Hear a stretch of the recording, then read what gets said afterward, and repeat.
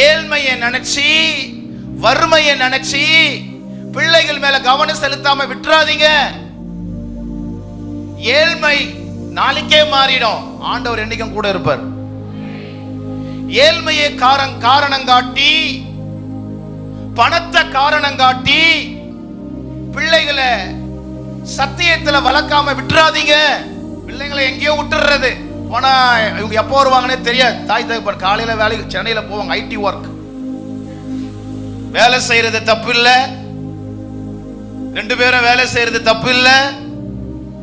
வேலையை விட தேவன் உங்கள் கரத்துல கொடுத்திருக்கிற பிள்ளை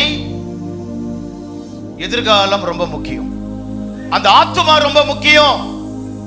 ஆபிரகாம் நல்ல உதாரணமா இருக்கிறார். எக்ஸாம்பிள், நாம தன் பையனை விட்டு தேவையில்லாத ஆளெல்லாம் அனுப்பிடுற, பக்கத்துல இருக்காத போ.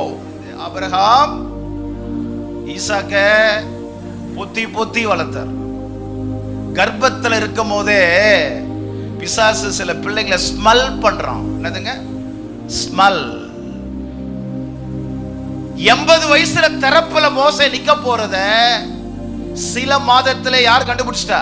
பிசாசு.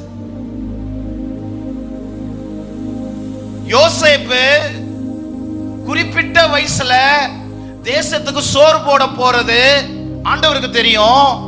இந்த யோசேப்பை வளர விட்டா இவன் ஆண்டவருக்கு பிரயோஜனம் ஆயிருவான். அதனால வாலிபத்திலே க்ளோஸ் பண்ண முடிவு எடுத்தான். வாழ முடியாத நேரத்துல, பிழைக்க முடியாத நேரத்துல ஒரு பிள்ளை உயிரோடு வாழுதுன்னா அந்த பிள்ளையின் மேல தேவனுடைய பார்வை இருக்கு, தேவனுடைய கரம் இருக்கு.